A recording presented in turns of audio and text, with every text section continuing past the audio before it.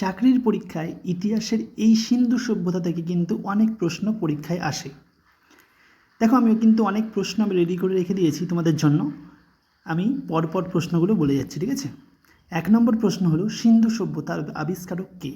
উত্তর হলো রাখাল দাস বন্দ্যোপাধ্যায়। 2 নম্বর প্রশ্ন, সিন্ধু সভ্যতা প্রথম কবে আবিষ্কৃত হয়? 1921 সালে। সিন্ধু সভ্যতার প্রাচীনতম নিদর্শন কোথায় পাওয়া যায়? উত্তর হচ্ছে হরপ্পা। হরপ্পা বর্তমানে কোন দেশে অবস্থিত? পাকিস্তানে। মহেঞ্জোদারো শব্দের অর্থ কী? উত্তর কী হবে? না মৃতদের ঢিবি, Mount of the dead. Mohenjo-daro কোথায় অবস্থিত? সঠিক উত্তর কী হবে? পাকিস্তানের সিন্ধু প্রদেশে। সিন্ধু সভ্যতা কোন যুগের সভ্যতা যদি প্রশ্ন আসে তখন কি উত্তর হবে? ব্রোঞ্জ যুগের সভ্যতা। সিন্ধু সভ্যতার সময়কাল কত?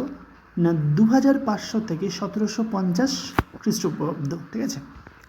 সিন্ধু সভ্যতার মানুষ কোন ধাতুর ব্যবহার জানতো না? সঠিক উত্তর কী হবে? লোহা।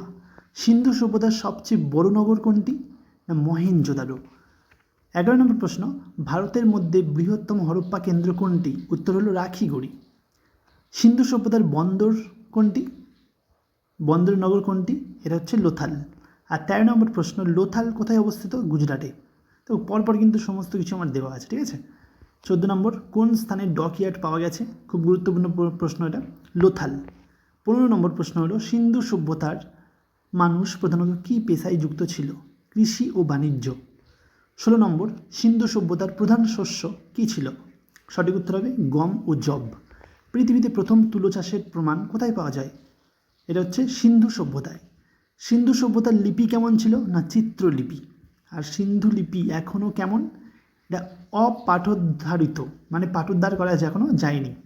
20 নম্বর প্রশ্ন, সিন্ধু সভ্যতার নগর পরিকল্পনার বৈশিষ্ট্য কী? না সুপরিকল্পিত রাস্তা ও নিকাশি ব্যবস্থা। 21 নম্বর, মহেঞ্জোদারোতে কোন বিখ্যাত স্থাপত্য পাওয়া গেছে? উত্তর কী হবে? না বৃহৎ স্নানাগার। 22 নম্বর প্রশ্ন, বৃহৎ স্নানাগার কোথায় পাওয়া যায়? না মহেঞ্জোদারোতে। 23 নম্বর, শস্যাগারের নিদর্শন কোথায় পাওয়া গেছে? হরপ্পাতে।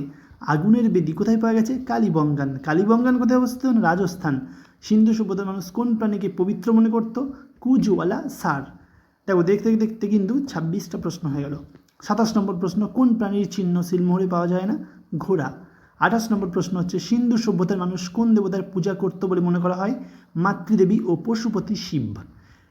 29 নম্বর প্রশ্ন, নৃত্যরত কন্যার মূর্তি কোথায় পাওয়া যায়? মহেঞ্জোদারো।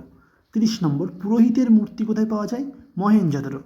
31 নম্বর, সিন্ধু সভ্যতার মানুষ কোন ধরনের বাড়ি তৈরি করত? পোড়ামাটির ইটের বাড়ি।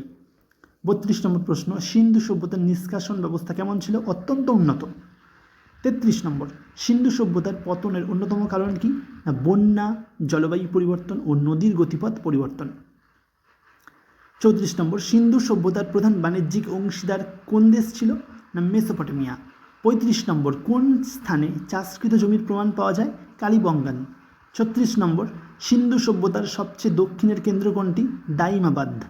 37 নম্বর, সবচেয়ে পশ্চিমের কেন্দ্র কোনটি? না সুতকা গেন্দার।